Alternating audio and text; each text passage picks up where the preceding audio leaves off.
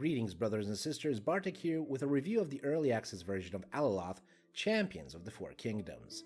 This is a game published by the Italian indie studio Gamera Interactive.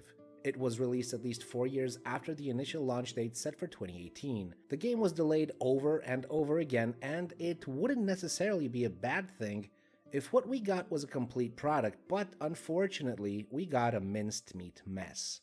To their credit, the devs are working tirelessly to improve the game, but can you in fact save what is doomed to disappoint and frustrate from the very foundation, that is from the sheer game mechanics and design? This is a rhetorical question.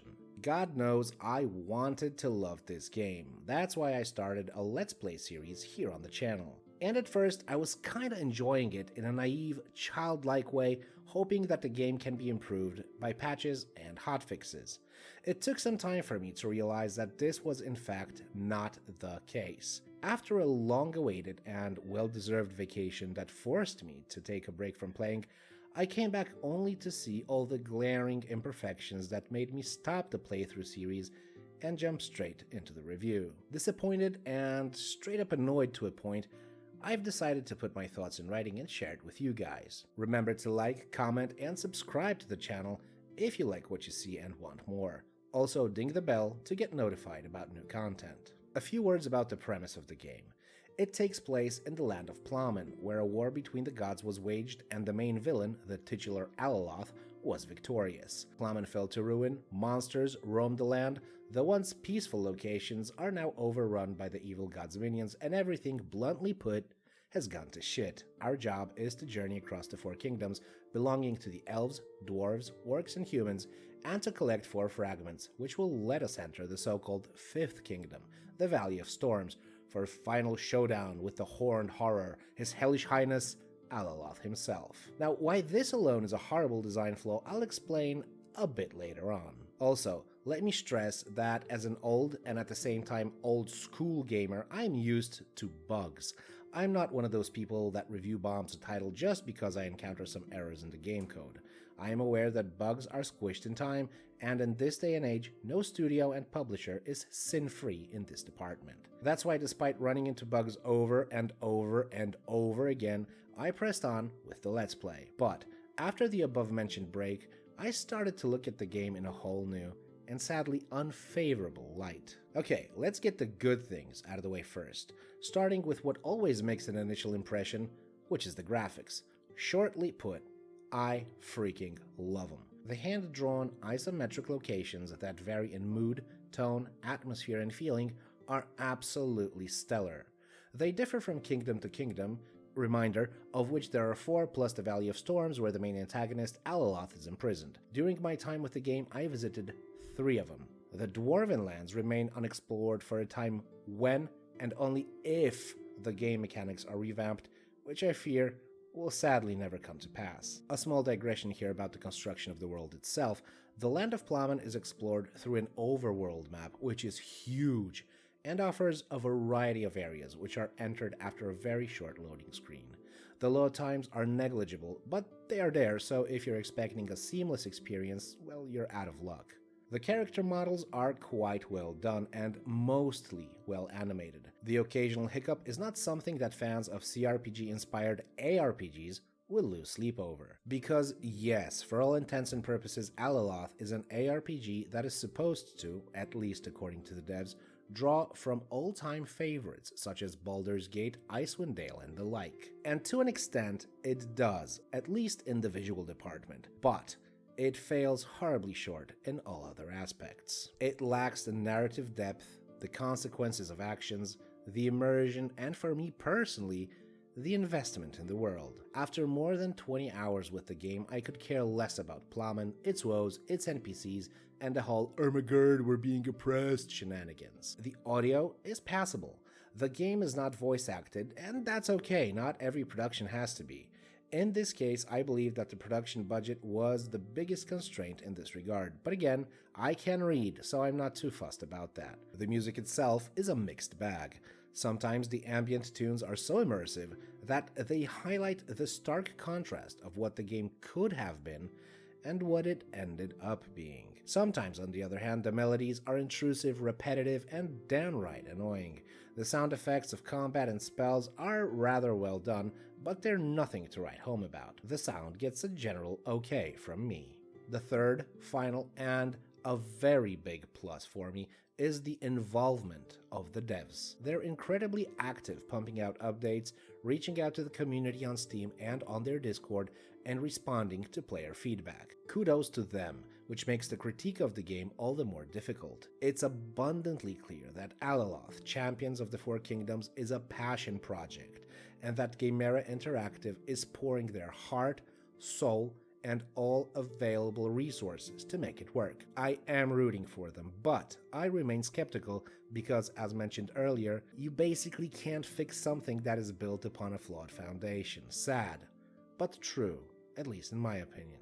Now, for the negatives, I want to make it absolutely clear that I am far from hating on the game. I am simply pointing out why, in my personal opinion, Alaloth will regretfully never make it to the pantheon of the greats and wine and dine among the titans of CRPGs and ARPGs. What makes an RPG great? For me, it's the story and the characters.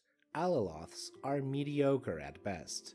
The main questline revolves around gathering 4 missing fragments of something, what's it's called, blah blah blah, that are randomly scattered around the 30-something fighting areas in the game. These are instanced dungeons with difficulty ranging from 1 skull to 4 skulls, and a few horned skull dungeons which denote an elite boss waiting for you. I'm inclined to believe that this was done to increase the replayability of the game. Each run makes you find these fragments somewhere else. The problem is, you still have to go from fighting area to fighting area to fighting area and rely on the randomness and grind those dungeons out, which ends up to be a tedious affair. You also do smaller quests, which you pick up from the notice boards in the city or from talking to NPCs. The problem is, they are all incredibly repetitive, tedious, and unimaginative fetch quests akin to those found in MMORPGs. Kill 10 trolls, kill 15 spiders, kill 100 skeletons. This is an actual quest, mind you. Find X, find Y, find ABCD, and bring it to Z. Even the much-hyped personal companions' backstories are reduced to this mechanic, which is a shame because some of the companions that you pick up and some of the NPCs you meet along the way are screaming for an interesting questline. Among the most noteworthy NPCs I met is the cunning orcish bard that, well, has no talent. He knows he failed his father, who reluctantly financed his son's dream of becoming an artist, but there was no payout. The lad is a complete nincompoop in the song and poem writing department.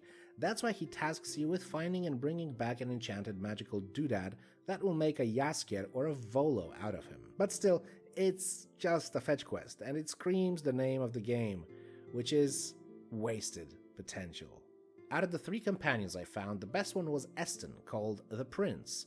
As it turns out, he was a deep undercover agent forced to infiltrate the ranks of brigands, which made him turn to a repulsive life of crime in exchange for the security of his family promised by his recruiter. The moniker Prince is short for the Prince of Thieves, but despite his involvement in the mission, his family was killed in spite of the assurances given by the official. Now he's on the path of revenge, which leads him through, you guessed it, a fetch quest. Shame indeed. The next biggest gripe I have with the game is the combat. It's advertised as skill-based gameplay likened to an isometric Souls-like experience. This is partially true. Alaloth forces you to use dodges, parries, blocks, and immaculate timing to reduce incoming damage and maximize the damage output. The problem is, it also encourages you to use spells and abilities, and that's where it all goes to bloody hell. You see, it's all fun and games when you're fighting one or just a few enemies. The problem starts when you're fending off a whole pack of smaller enemies, say goblins. You can't see shit in the mosh pit. The colors, which work so well in smaller encounters, obfuscate everything that goes on when fighting numerous foes. You can't see their moves, therefore rendering the basic mechanic of precise movements, dodges, counters, and parries utterly useless. And since button mashing won't get you far, you're forced to wipe. And this brings us to another flawed mechanic. I may be a minority in this, but I simply detest weapon and equipment durability, especially done like here in Alaloth. Not only do regular encounters drain that stat, but a dungeon wipe will punish you with severe durability penalties. The outcome? Each failed dungeon basically forces you to go to a city, find a blacksmith who works only during the day, so if you reach the safety of a settlement at night, tough shit. You're forced to wait till day to fix your stuff, paying an arm and a leg for it. So much so that in the early game, you find yourself on a constant monetary deficit. This also goes for regular fetch quests. You gotta kill 10 ratkins? Oh well, you gotta come back to a settlement and fix your weapon after you killed like 6 of them. The cost, say, 150 gold. So what? You farmed like a total of 90 gold killing those scumbags. Tough luck. A waste of time and resources, if you ask me. This does get better with your progress. You do make more money selling loot you don't need, so you have the funds to repair, but early on, it's so annoying. To be fair, the devs did introduce a patch with workbenches that allow you to fix your gear before a fighting area, but that requires a costly repair kit, which you can get, yep, in the cities. Also, wiping will resurrect you in a shrine located quite often pretty far from the dungeon you died in. So again, you're wasting time traversing the overworld map to return to the fighting area to take another shot at it. The fighting areas themselves are pretty cool, if you're doing them like a couple of times. If you're forced to return to them over and over, they become tedious and boring, and it's not about the get good philosophy.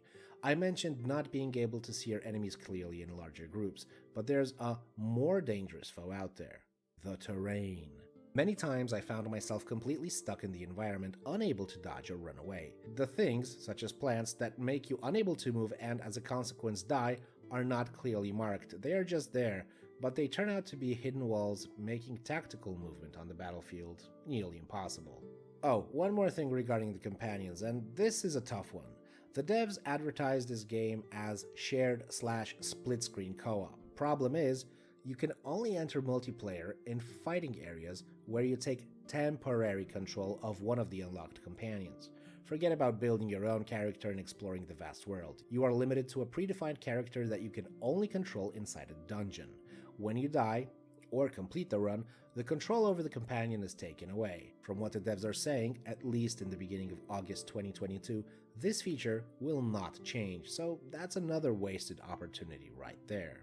When the game launched on the 30th of June 2022, it was recommended to play with a controller. Keyboard and mouse support was practically non-existent, which for a game aimed primarily at the PC player base is weak, to say the least. Gamera Interactive has since improved that, but to what extent I can't really say. Suffice it to say that the menus are still navigated by WSAND instead of cursors, and choices are selected by pressing F. Far from ideal, but I believe that in time this will get fixed, even though I believe this should have been available from the get-go. The game currently costs $24.99 or €24.99, but even though this is not a AAA title and the price reflects it, I am afraid that further iterations and patches will not fix the underlying problems. The lack of consequences of character choices, which are currently not implemented at all, the boring side quests, the lackluster main quest, and skill-based combat which only works sometimes, paired with a disappointing in-game economy and huge but badly designed world, make this game a huge, sad letdown for me. I wanted to love Alaloth Champions of the Four Kingdoms. I was rooting for it. Instead, I got a game that makes huge promises but under-delivers in most aspects that were supposed to be its main selling points. What do you think about the game? Did you buy it and had a different experience than me? Or are you waiting to see where the devs take this ambitious but so far displeasing title? Let me know in the comments below. If you liked the video, smash the like button. If you didn't, hit the thumbs down icon. If you loved it, consider subscribing for more playthroughs and reviews. The links to my social media are down in the video description. As usual, thanks for listening. I'll talk to you next time. Bartek out.